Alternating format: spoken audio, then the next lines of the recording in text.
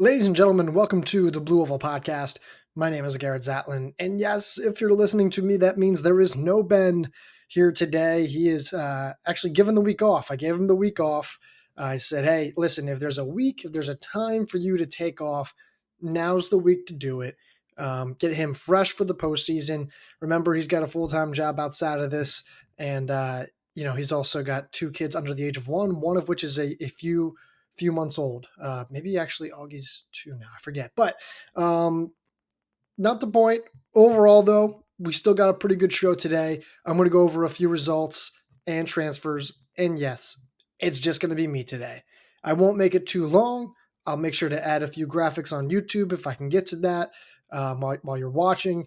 So we'll mix it up today. It's a little bit of everything. And I won't go too long, but I'll make sure that we cover all the important things, and then we kind of go through some of the deeper topics. So a few housekeeping items beforehand. Apple, 89, no movement there. Ratings and reviews. Please go leave those. I'd appreciate it. Thank you. Spotify up to 154. Really appreciate that. Thank you. That was great. I don't know what the last number was, but I know that's at least one or two more. So YouTube, we're climbing that subscription number. Got a lot of great stuff on there. All of our episodes are on there. Got some post-race video interviews. We're going to have a lot of those at D1 Nationals, and then maybe even USA Olympic trials. Still pending. Not sure on that yet. So go check that out. Also, trying something a little bit new. Just figured, hey, let me help you. Amazon affiliate links. We're going to try that now. We're just going to see if we can, maybe get a little bit better gear for the podcast. What it is, basically, we find links on Amazon and products on Amazon that I think are really good deals, and I put them on our storefront, and you guys can go to our Linktree, linktree.com/the Stride Report. You can go to the store there, and you'll see that I've got a small handful of products there where I try to go in, I try to find the best deals, I try to make sure they're all sellers that you would trust, multiple high positive ratings and reviews on those sellers. So I try to go through and find the best deals. Like I found some spikes that were like 25% off than what you'll find on Nike.com. A Garmin Forerunner that was $20 cheaper. A Hypervolt, a massage gun that was actually a good bit cheaper, almost 10% cheaper, I want to say. So I'm going to throw that into our YouTube description. I don't know if I can do that to like Apple and Spotify as well, but basically when you go buy off of there, we get a little bit of a small cut from that, and I'll kind of throw that towards our podcast fund here and see what we can do from that. So just go check that out if you ever want to take a look at that. And speaking of things on Amazon, our beloved TSR Blue Oval podcast producer, Wyatt Barnsley, he has a new book out. If you didn't know, Wyatt's actually a really great writer. He came out with a book. It's called My Way by Wyatt Barnsley.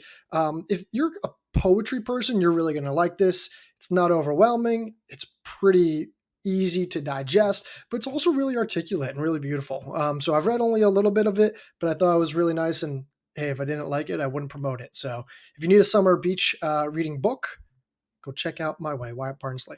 All right, I'm done. I'm also going to throw that book link in the Amazon affiliate in our description as well, so check that out. All right, that's all done. I know I ranted. I know I rambled. Work with me here. I got you. Here's what we're going to do. Headlines, transfers. We'll wrap it up and we'll call it a night, okay? And I think the first one that we have to start with, the first pair of performances, I should say, is Nico Young and Colin Sahlman running 3:34 for 1,500 meters. And for Nico Young, yeah, this is what he should run. He's just that fit. It's NCAA number 3 all time, and I know it's super impressive, but this is a guy who ran, 3:48 altitude conversion in the mile this past winter, and whether or not you believe in that conversion, it doesn't really matter. It still suggests that he could have run 3:34 for 1,500 meters. So I'm not surprised. He was breaking records left and right in the 5K and the 10K, and he was easily the most dominant runner in the NCAA this past winter, and so far still this spring. I'm not surprised. Colin Sahlman, though, is a little bit of a different story. But Garrett, he already ran under 3:34. He ran 3:33.96 at the Brian Clay Invite. You're right, he did. And then he actually, after that race, went on to run 1:45 for 800 meters to beat Rivaldo Marshall in a really strong head-to-head matchup. So there's no denying that coming into this past weekend, Colin Sahlman was fit. No one's questioning that. We knew that he was fit.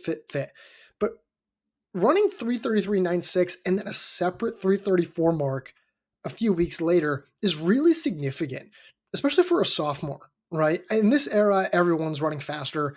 I get it. But that's still different level fitness, like really, really different level fitness. And tactics, youth, championship experience. He has a lot of that championship experience now, but those are things that are still going to play a role when he reaches the outdoor national meet. The only difference, though, is that his fitness might just, he can potentially match anyone in the NCAA right now, over 1,500 meters, I should say. He's just that good.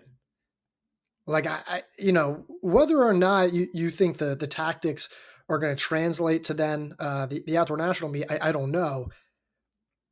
But if the outdoor national meet 1,500 meter final is even remotely, fast, then he's going to absolutely be part of that.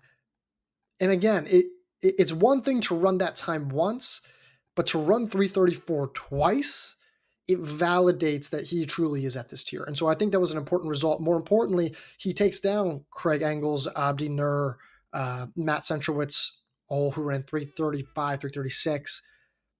It's not like he was beating no-name guys. Now, granted, yes, I know Centrowitz is a little bit on the tail end of his career. This is, the retirement year for him. But, I still think that's a significant win, especially as we are now almost less than 2 months from the Olympic trials. So I thought that was impressive, and I really like that a lot. Nico Young also ran 13:36 in the 5K.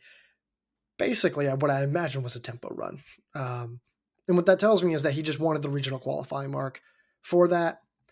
Here's a question.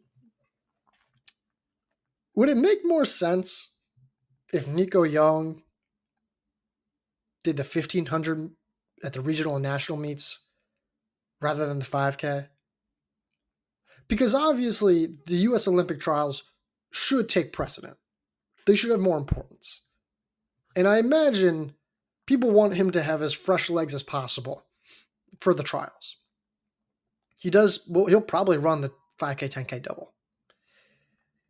The problem, though, is that if you run the 5K, if you're Nico Young, that's a lot of racing in your legs. You do 5K regional, 5K national, and now you have 10,000 meters of racing. Remember, he doesn't have a 10K national qualifying time because that 10K that he ran at the Sound Running meet, I believe had a pacing light, and I don't think that's legal, and that's why you don't see his 10K time on TFRS.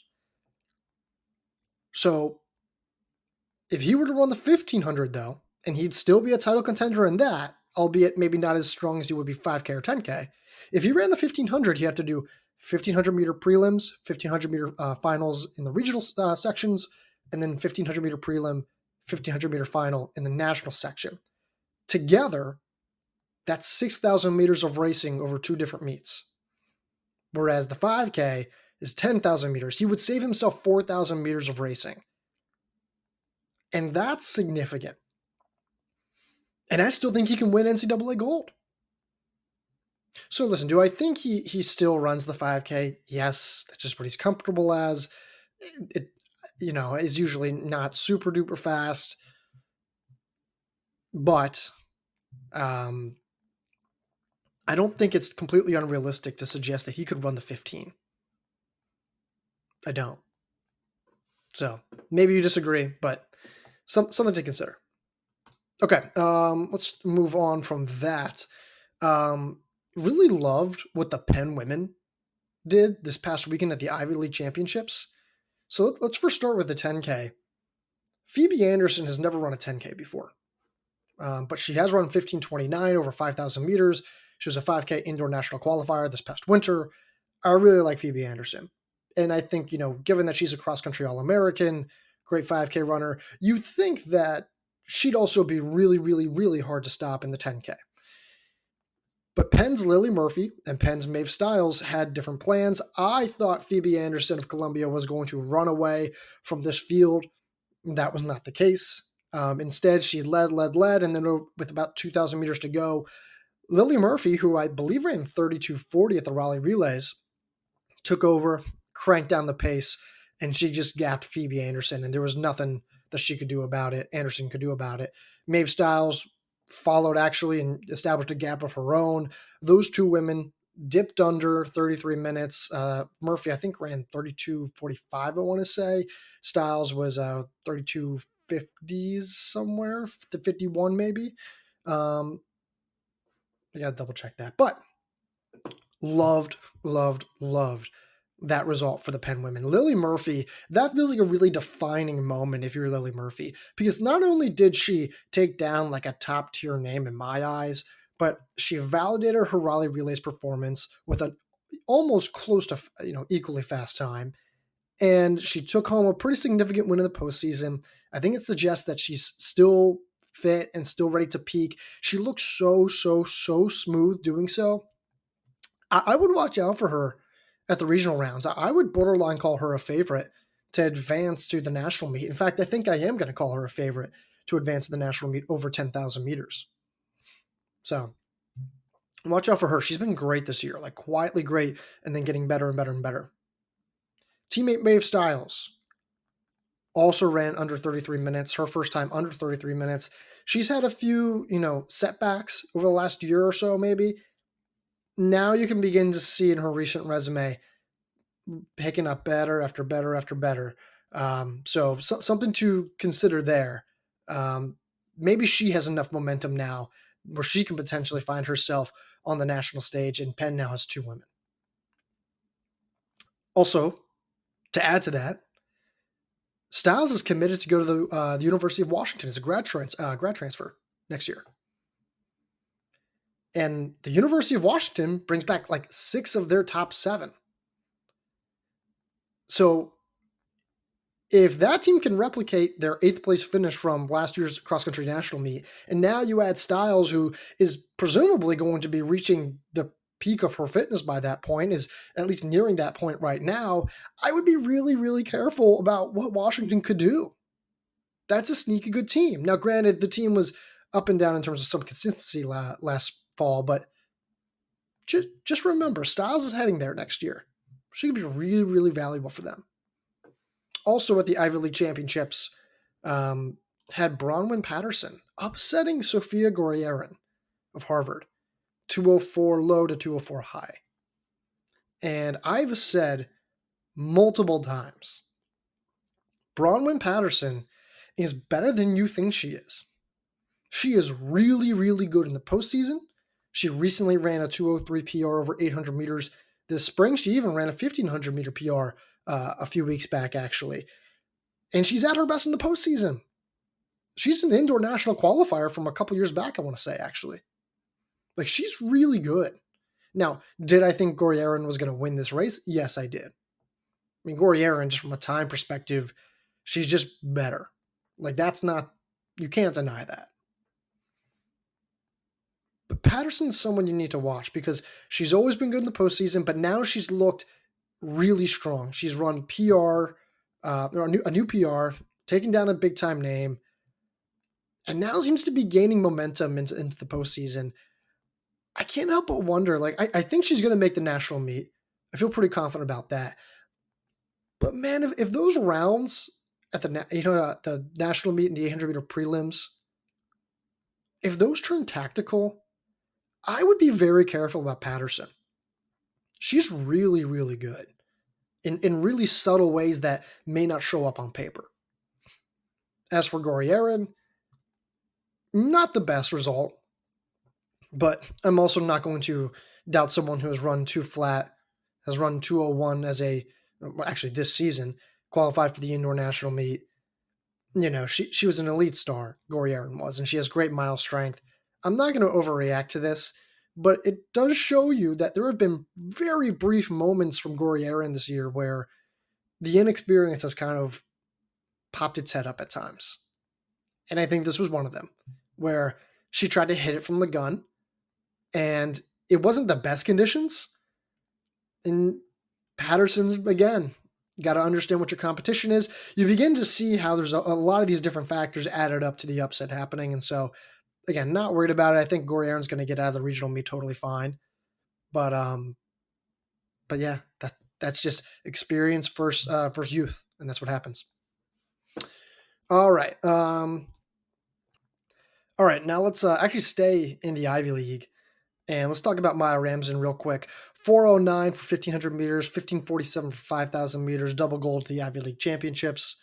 Not really a whole lot to say here. It's impressive and it needs to be mentioned, but I don't really have a whole lot to say here. She's just that good. Doubling back though to beat Phoebe Anderson the 5K when she had already run 409 a few hours earlier. That's pretty impressive. It is. And yeah, I can't help but wonder, will Ramsden run the double at the 15 5K? Like, it feels like this past weekend was almost like a prep for that. And she was very effective. Like, if that 5K, I was going to say, if it becomes tactical, it won't be tactical because of Parker Volby and Doris Lemmengull and Hilda Olamonwe exist. So, I don't know. I don't know why, if Ramsden would really need to or want to go for the 5K at the outdoor national meet, especially with the Olympics later this summer. But, I mean, something to consider. Graham Blanks was also really strong in his 5K win.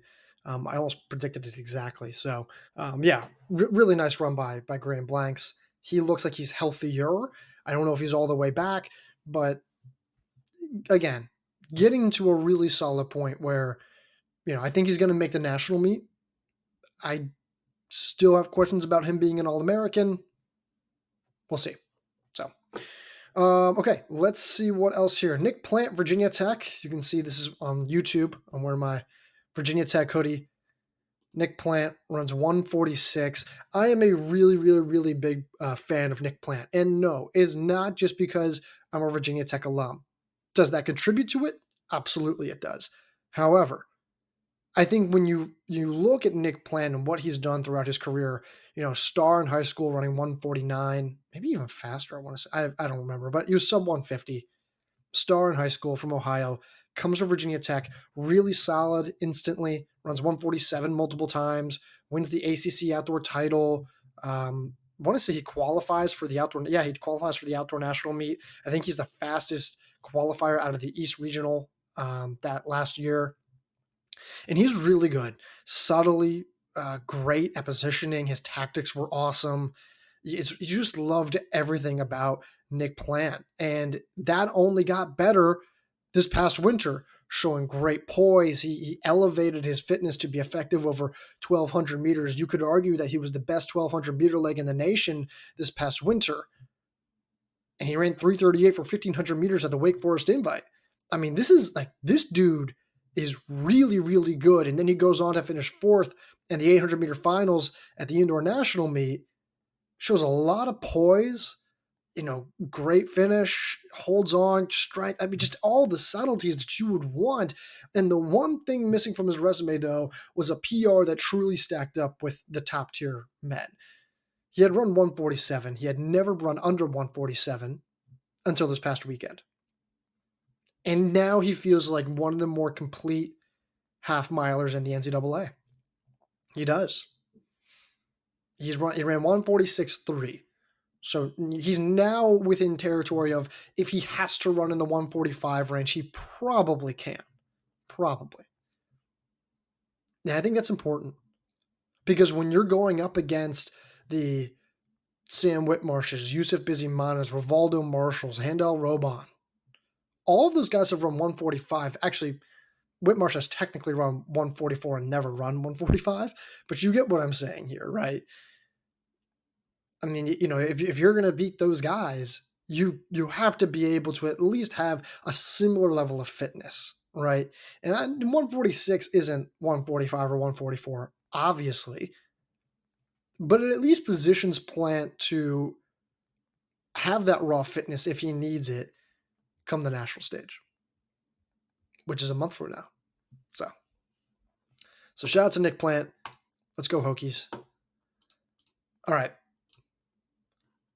Let's go one more set of results here.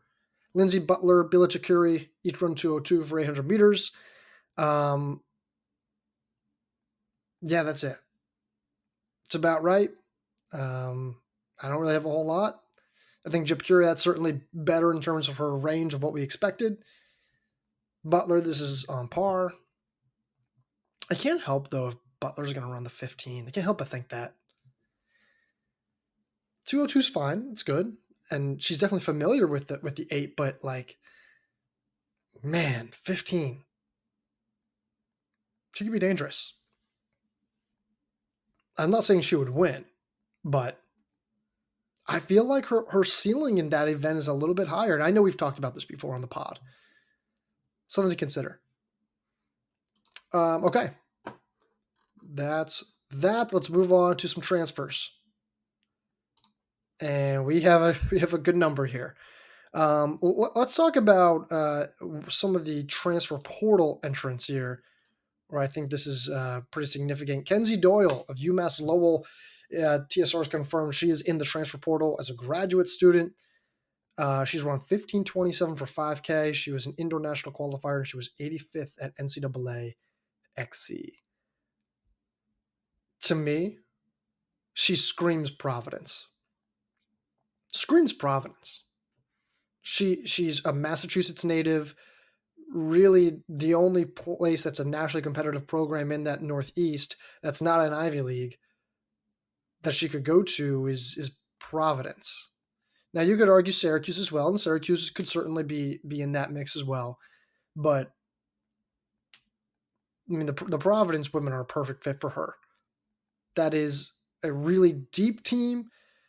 They are, I think the 1500 meters, of the 1500 meter skill sets of Kimberly May, of Shannon Flockhart, those are really key developments there in terms of how fit and how iconic the Providence women have been over the last year in terms of, their standing within the NCAA.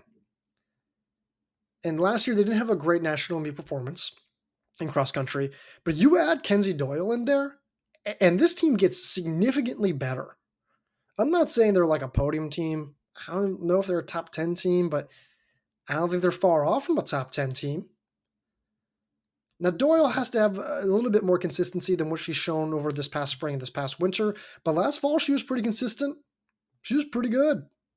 85th at NCAA XC is not any joke. So I see her going to Providence. I think it makes the most sense. I think Providence would be happy to have her. I think Georgetown will probably go after her, partly because they need her. They're going to lose one or two really key names themselves. And Coach Mitchell Baker, really great job there with that Hoya program year after year after year. He's not afraid to go into the transfer portal. But not only would Kenzie Doyle help the Hoyas, I said that weird, Hoyas? I'm trying my best. Not only would she help them, but they would basically take away a potential transfer target from Providence, their biggest conference rival right now. So I think she's going to end up at Georgetown or Providence. I would actually be surprised if she didn't. Now, and look, and maybe she goes to the West Coast and joins Oregon. I don't know. It's very possible. But usually, and this is again not foolproof, but usually proximity to your hometown, where you initially went to school, geographic factors do play a role in where someone usually commits. It's not all the time, but it happens. Like Alex Carlson, who we'll talk about, is a Jersey native, went to Rutgers, and now is going to go to NAU. But again, we'll talk about that later. And again, Syracuse. I think Syracuse, skill set wise, great fit for Doyle. So, like her there. Few others here. Yeah, let's talk about Emma Heckle. Going from New Mexico to Louisville, she reunites with her former coach, Joe Franklin. She's been hit with some injuries, some setbacks, and she just, hasn't been able to race over the last year. But when she's at 100%, she's run 15:41 for 5K, 32:31 for 10K, and she's a two-time cross-country All-American. So when she's at her best, she is really, really good. And the nice thing is that now she's going to be reuniting with her coach, the coach who knows her training and her racing tendencies and all that the best. So if there's any chance that she's going to get healthy and back into, I don't know about top tier form, but near peak form again before her college eligibility runs out, Louisville's the place to do it. It just is. It's no surprise that she went there. I fully understand the move. Louisville's going to need a little bit more help than her. And by a little bit, I mean a lot of bit. But that team does return a good number of their women, a good number of their key scorers from last year's top 10 regional lineup, the Southeast regional lineup. And they still have a lot of ground to make up, but if Emma Heckel's healthy, she cuts off a ton of points from their score, which is a really good thing. And then they need one or two more. But Coach Joe Franklin showed last year he's not afraid to bring in transfers. He's not. And if he does that, and if he adds a few more to Heckle and Heckle gets healthy, there's still a handful of things that need to happen.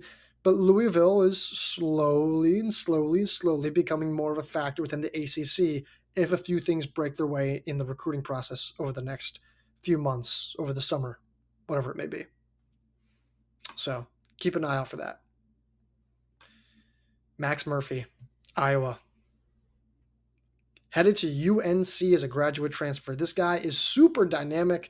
He's run 3:40 for 1,500 meters. He's run under 8 minutes for 3,000 meters, 13:39 for 5K, 28:57 for 10K, and he was 69th at the 2023 NCAA XC Championships. He announced this on Friday. Friday. Let's call it Friday. Saturday. Who knows? I don't know. This is a huge pickup for UNC. Huge pickup. I didn't initially predict them to be potential candidates to land Murphy. It makes total sense that they do now in retrospect. UNC has been a team that has slowly been building since Chris Miltenberg got there a few years back to being a podium team.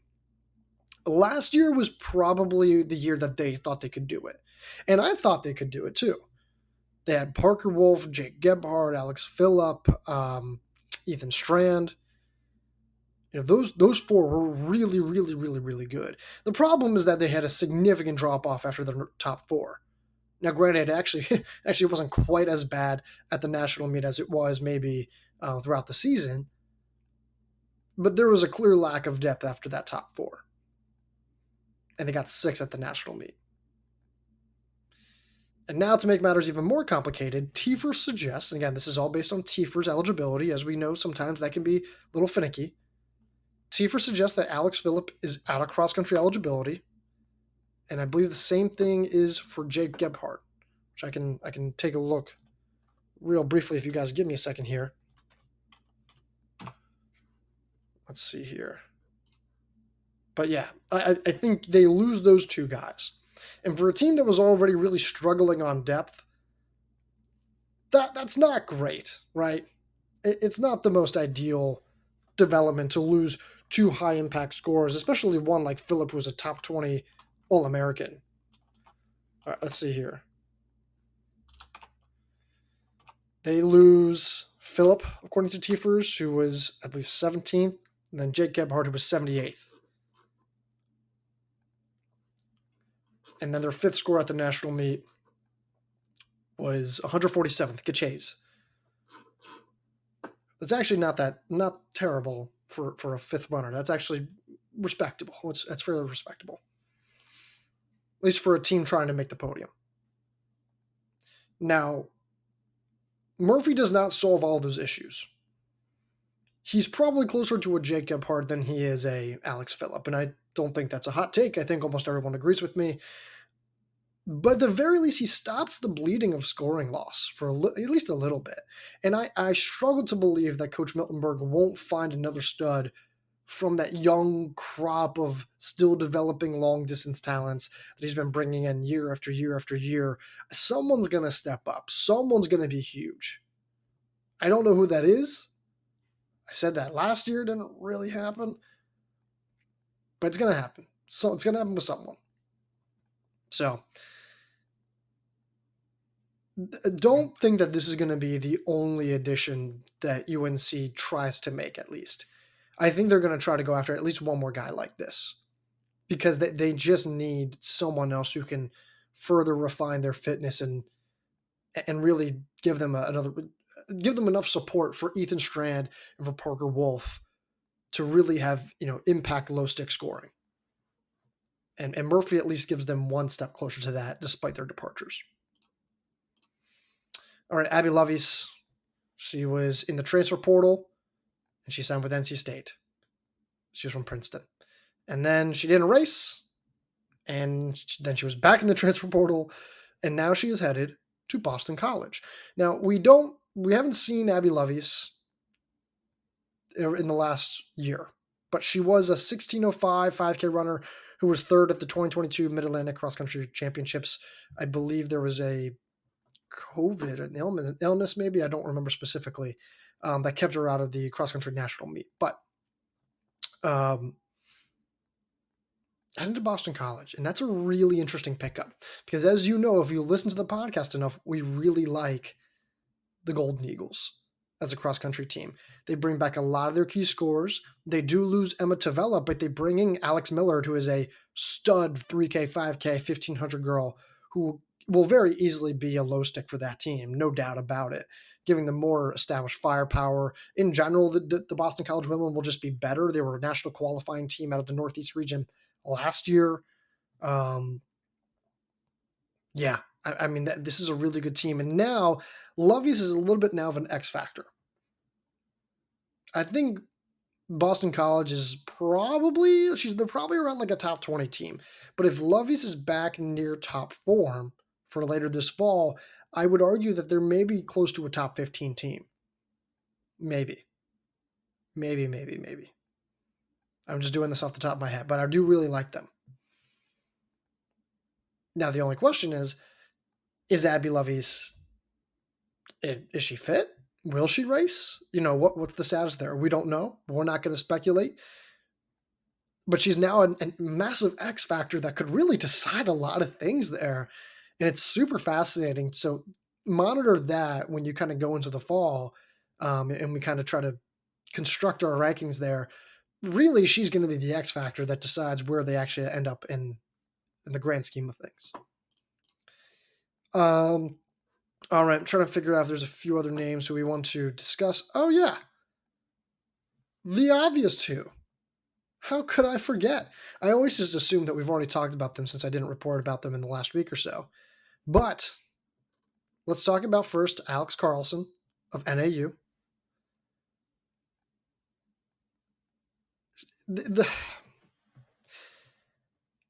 I don't dislike it, but I don't know if I love the move either. I think if you're NAU, you're not going to say no to an 856 girl.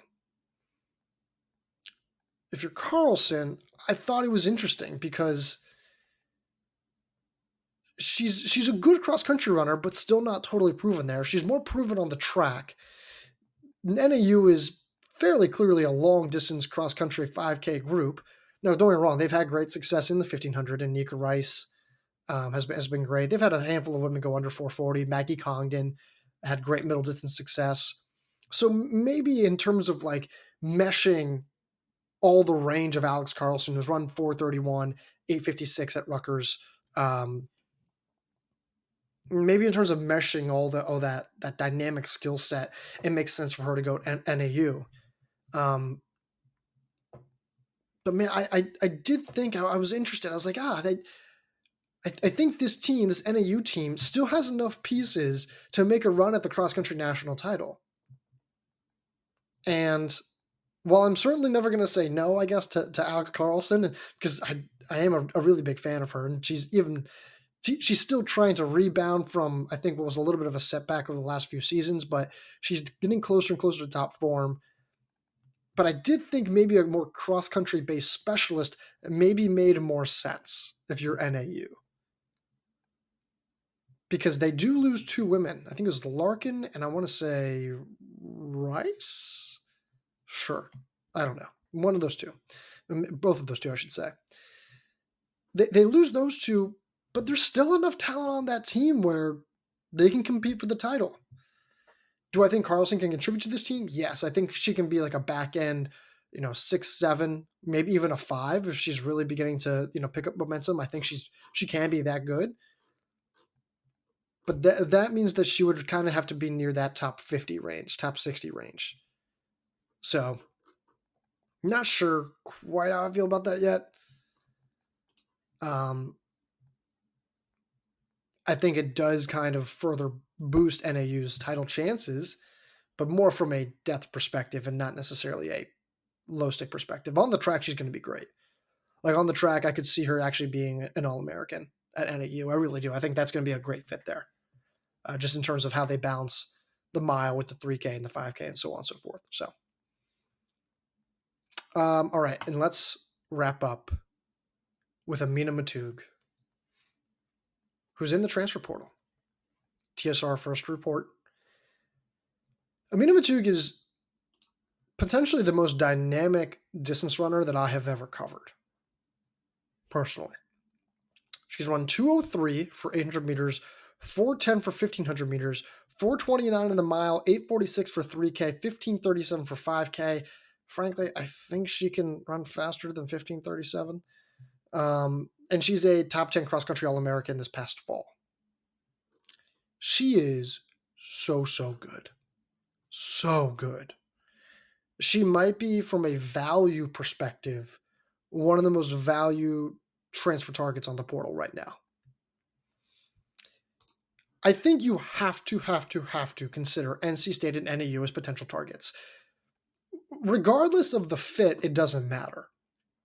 NC State has pieces of Grace Hartman and Leah Stevens, and they bring in Fiona Smith, and there's probably one other woman who's going to develop into a great runner. And then they bring in a freshman in Bethany Michalek, who is really solid, who I think is coming in this fall. But they really need more firepower. They lose Tui, they lose Camille, they lose Tanisima, they lose Bush. Like that NC State team is just decimated by departures in terms of expired eligibility. And yet I somehow can't help but think that they'll be in contention to win the title, only because of NAU, because they've lost 2 really key scores of their own. I think they're top 2 scores from the national meet. Let me see. Yeah, they lose their top 2 scorers. So, and NAU is probably still favored right now in cross country, but if you bring in Ammar Maatoug, and Grace Hartman's as good as we think she'll be, and Leah Stevens builds on an already really good freshman year, then things start getting interesting. Fiona Smith's been a D3 stud over the last few years. She's been really good. And more importantly, though, NC State landing Ammar Maatoug would make sense from an in-state perspective, but it would also take her out of contention to land with NAU. Again, that's probably one of those things that it makes more sense. It's make sure that she doesn't go to NAU more than she makes sure that she signs to NC State, and NAU's probably thinking the exact same thing. That could be the piece that decides a lot of things in the fall. Maatoug is just that good. So outside of NAU and NC State, the arms race that they're having there, Oregon, it just makes sense. And I'm always going to say Oregon for someone who is a nationally competitive miler who is also really effective in cross country, because that's exactly what Oregon has proven that they want. They've got that with Solana Yildiz, with Mia Barnett, with Dalia Frias to an extent. They have that with Izzy Thorntonbot, Maddie Elmore. The list goes on and on and on.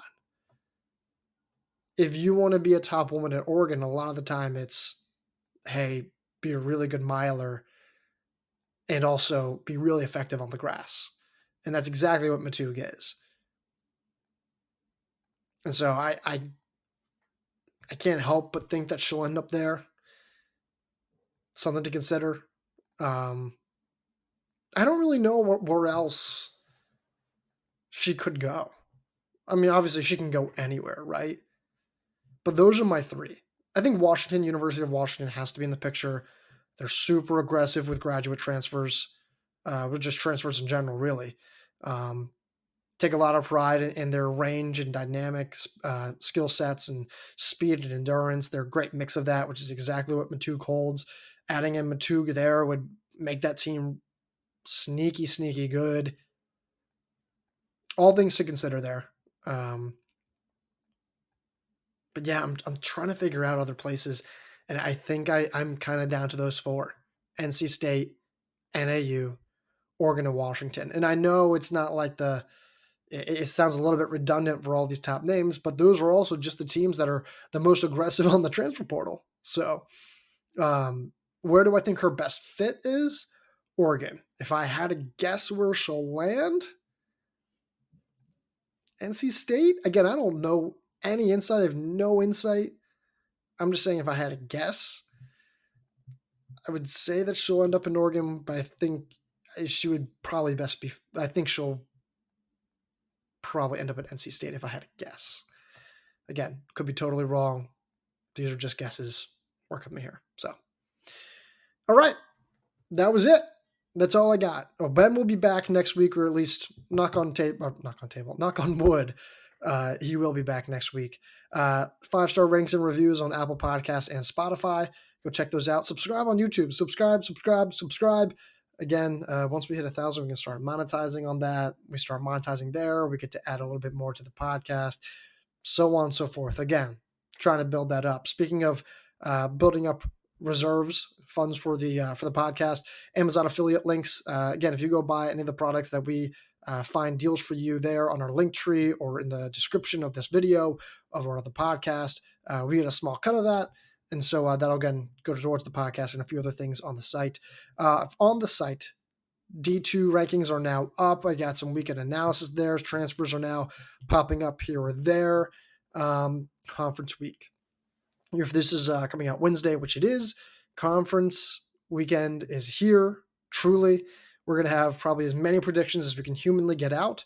If you don't see your conference, sorry, but that's just because your conference meet doesn't release their entries early enough, and we need them earlier. So blame them, not us. But that's all I got. So, all right, guys. Thanks so much. We'll bring back Ben next week. Until then, I'll talk to you.